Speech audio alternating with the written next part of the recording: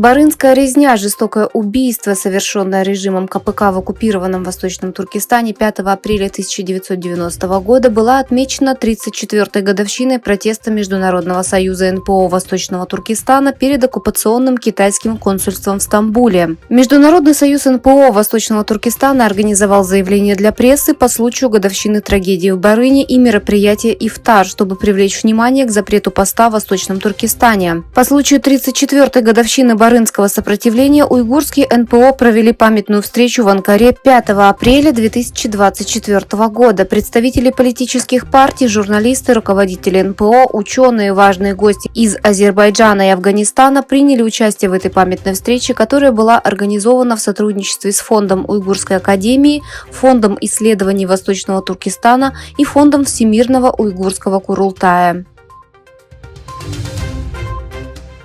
4 апреля Международная служба по правам человека опубликовала заявление, в котором призвала государства-члены ООН выполнить свои правовые и моральные обязательства перед лицом массовых убийств уйгуров и подобных чудовищных преступлений.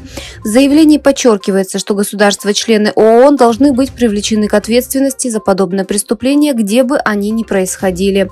Призыв прозвучал в тот момент, когда многие мусульманские страны и тюркские республики Центральной Азии поддержали политику Китая в отношении Синьцзяна, проигнорировали бедственное положение уйгуров или даже не допустили обсуждения этого вопроса в ООН. Организация требует, чтобы страны предприняли конкретные шаги для предотвращения повторения преступлений. Командующий сухопутными войсками США в Тихоокеанском регионе генерал Чарльз Флинн сообщил, что обеспокоен растущим военным потенциалом китайских вооруженных сил во всем регионе. По сообщению японского государственного телевидения NHK, генерал Флинн на пресс-конференции в Токио сообщил, что китайские военные увеличили свои возможности в регионе.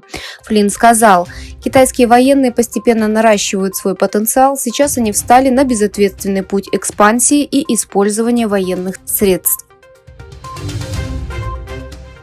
Министр финансов США Джанет Йеллен во время своего визита в Китай предупредила, что избыточное производство мощностей, растущее вместе с инвестициями в развивающиеся сектора, такие как производство электромобилей и оборудование для возобновляемых источников энергии в стране, приведет к дисбалансу в мировой экономике. Во время первой остановки своего визита американский министр встретилась с представителями Американской торговой палаты в Гуанкоу, центре провинции Гуандун на юге страны.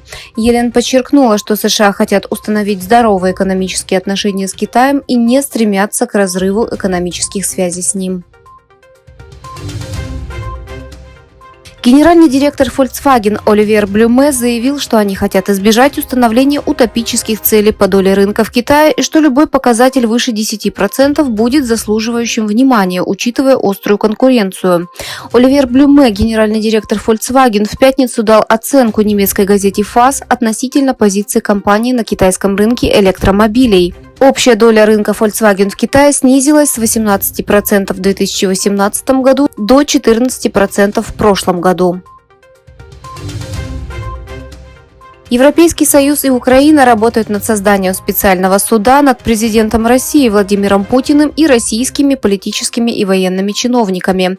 Следующий шаг – это вопрос политической воли, заявил комиссар ЕС по вопросам юстиции Дидье Рейндерс.